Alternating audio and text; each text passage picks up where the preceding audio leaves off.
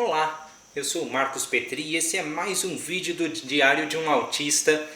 Esse aqui pode ser considerado, pessoal, uma repostagem de um vídeo, de um conteúdo que eu já tinha feito. Foi uma destas segundas, a minha memória não é muito boa, mas vocês têm os dados ali em cada exibição do vídeo, vocês com certeza saberão de que vídeo eu estou falando.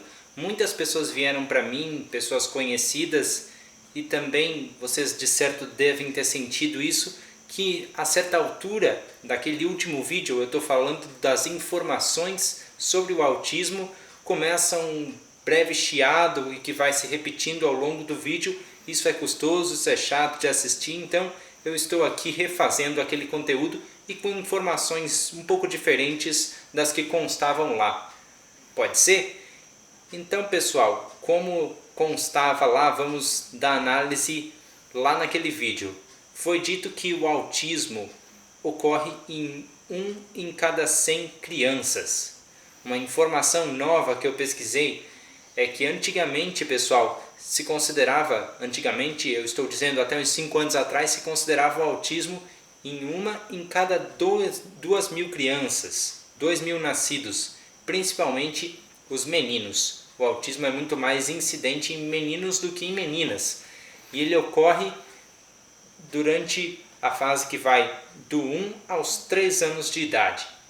Poderia-se dizer até dos 0 anos até os 3 de idade, que é quando os médicos dizem que o cérebro está se formando, está fazendo as comunicações neurais, as conexões entre elas e estabelecendo assim as prioridades como o ganho social e também a interação.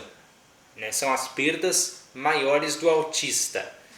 Entre o autismo, nós temos hoje uma série de tipificações. As 3 mais usadas são o autismo clássico, o autismo de alto desempenho, que até outrora era chamada de Asperger, e o autismo sem outra especificação, que é uma classificação que não se encaixa nem como autismo clássico e nem como autismo de alto desempenho. Nessas 3, o autismo clássico é onde o indivíduo não chega a falar, não chega a caminhar e não é estimulado respondendo a esse estímulo. O autismo de alto desempenho, tido como Asperger, é onde o autista tem perda social, tem perda motora também, mas conserva capacidades cognitivas muitas vezes acima da média. E o autismo sem outra especificação é quando o indivíduo não tem características que confirmem o autismo clássico, o autismo mais severo, e também não tem características que comprovem o autismo de alto desempenho ou o Asperger. Com a atualização ali do manual DSM-5 também, foi citado em outros vídeos para você que estava acompanhando, é o Manual de Estatística e Diagnóstico das Doenças Mentais. Isto foi publicado em 2013, é a 5ª versão deste manual, onde se chama o autismo de uma série de transtornos de desenvolvimento psicológico, chamados também de transtornos do espectro autista, conhecido pela sigla TEA. Mas em que impactam os pontos, desculpem, eu perdi um pouco da análise, desse autismo? Que pontos são esses fracos e fortes? Pois bem, como eu vinha dizendo, a perda social é muito grande, então o autista ele é metódico, ele é constante, mas sem perceber sutilezas. Muitas pessoas se comunicam por canais como o sorriso, a fala, as nuances,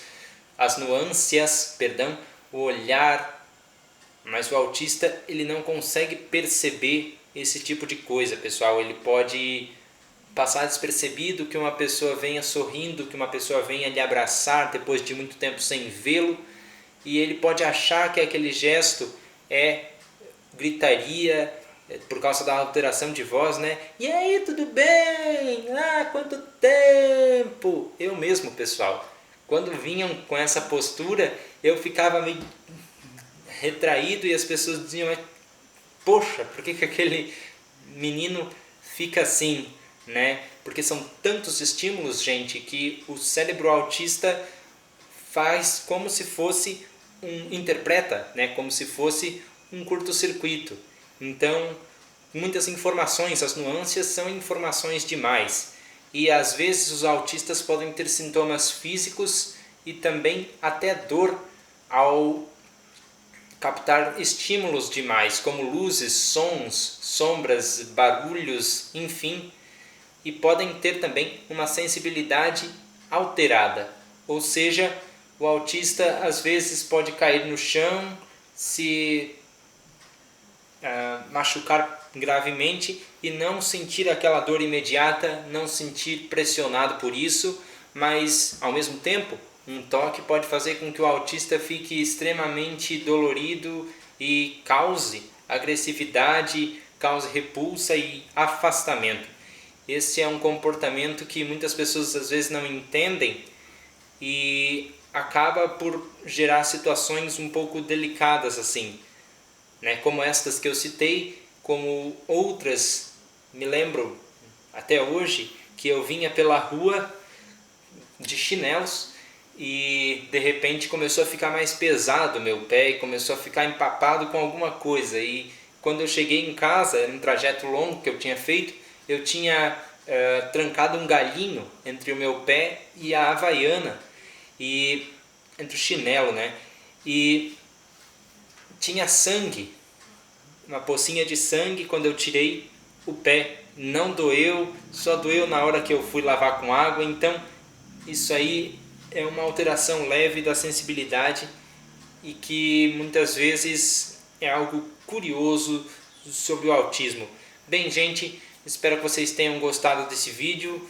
Para esse eu fiquei um pouquinho mais nervoso do que de costume. Espero que não haja problemas dessa vez para a visualização de todos e todas vocês. Muito obrigado pela participação. Tchau e até um próximo vídeo.